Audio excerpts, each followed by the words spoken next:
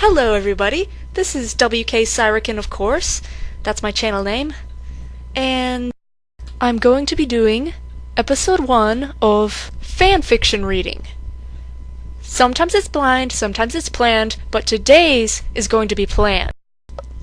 Guess who wrote the fanfiction? You guessed it, it's me. Not that that really matters, but okay. Onward with the reading, faithful steed! Marble Hornets Fanfiction, The Forest, by WK Syrican. Tim found himself alone in the woods, unsure of how he got there or why he came there in the first place. He took a couple of steps forward, trying to remember. Then his foot bumped something. Tim looked down to see something buried in a pile of dead leaves below. He crouched down and swept the leaves away, discovering a white mask underneath. His white mask, the mask that seemed to chase him everywhere. Tim knocked the mask aside, then rose and walked in the other direction. There had to be a way out of this forest. Just as he was starting to figure out which way he wanted to go, something pale appeared out the corner of his eye. He turned his head just as the ever-present hooded man stepped out from the trees, scowling as he always did. Tim froze. "You." The man gave no audio response. Instead, he tossed that cursed mask down at Tim's feet. Tim growled and kicked the mask aside. "No," he said firmly, turning on his heel and choosing another path. A little ways down, he looked over his shoulder to see if the hooded man was following him. He was not. He merely watched Tim from a distance, his red cloth eyes boring into the back of Tim's neck. When he was safely out of sight, Tim broke into a jog, hoping to escape this place as quickly as possible. Suddenly, his feet gave out on him and he landed face first onto the forest floor. Tim sat up slowly, sputtering bits of leaf from his mouth. When he turned around to see what had tripped him, he mentally screamed in frustration. It was that stupid mask. Why did it always seem to follow him? Why did that hooded guy have such a fascination with stalking him and Jay everywhere they went? Speak of the devil, there he was. And he was approaching quickly, rage peeling off him in waves. If he wanted to fight, he could have it, Tim thought, rising in rage to defend himself. The hooded man raised a fist to strike. Tim blocked it, but the man used his other hand to grab the fabric of Tim's jacket shoulder and throw him down to the ground. The hooded man then pinned Tim down, planting his foot on his opponent's chest. He picked up the mask and attempted to force it onto Tim's face. Tim fought back, furiously trying to keep the hooded man's arms from coming too close, but the man got closer anyway. "No!" he growled as he struggled. "I don't want to be like you! I don't want to be crazy! I'm done with it! Hear me!" With that, Tim found a strength he never knew he had. He twisted the man's arms away, pulling himself up with an angry grimace. "Hear me!" he shouted, casting the man aside and leaping to his feet. The man in the hoodie frowned on, but did not stand up.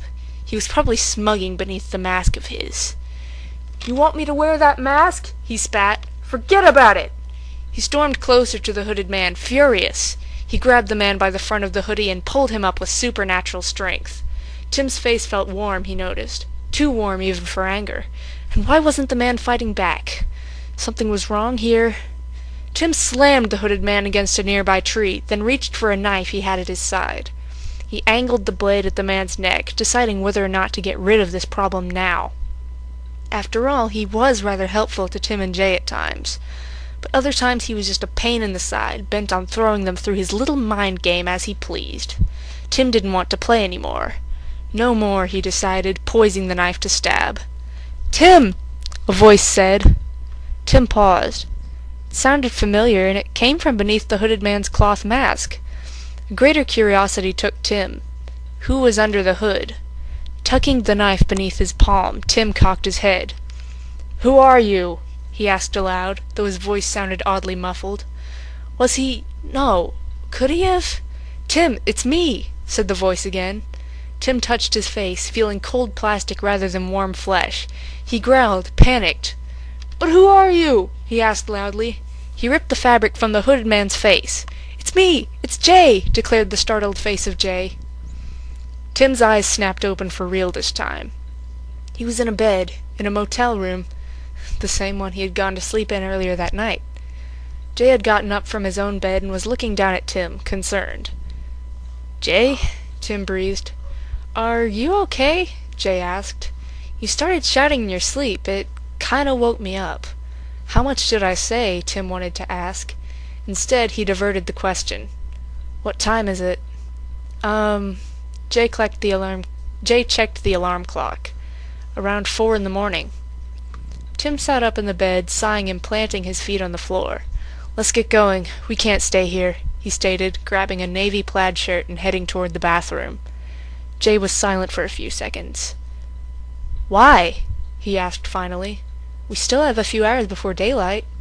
Tim answered mentally, "Because the mask is following me. Even if Alex doesn't, the mask surely will." But he couldn't let Jay know that. Tim finished buttoning his shirt, not even glancing upward. "I just think we should leave. Start getting ready." Jay moved in closer to Tim, his concern only growing. The masquerade wasn't working. "Tim, there's something going on with you. You can tell me what it is." "So there's something going on with me. What else is new?" Tim mentally retorted. He pushed past Jay's slight form gruffly. "I'm fine," he lied. He bent down and threw his few belongings into his blue duffel bag, then zipped it up. "Get dressed, Jay." "Not until you tell me what's wrong. This isn't just because of some nightmare, is it?" His tone was becoming progressively angrier each time he spoke. Tim stood up, shooting his unfortunate roommate a dark glare. "Jay, I said it's fine," he snapped back, more tersely this time. He held his gaze for a few moments longer. Finally, Jay held up both hands. "Okay, it's all fine," Jay gave in, not without a heavy hint of annoyance in his tone. He grabbed some clothes and started for the bathroom. "Everything is fine." Tim sat back down on his bed, sighing. No, everything was not fine. He knew, Jay knew, the hooded man knew that. But as long as he could fool himself into believing that lie, perhaps it could be true. Maybe everything would be fine. Someday.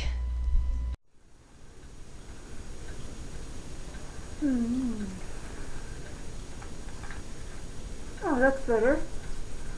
Sort of. I still can't see anything. Well, thanks for listening to this story. It was kind of fun to read my own thing out loud. I hope my voice acting wasn't too terrible. So, bye-bye.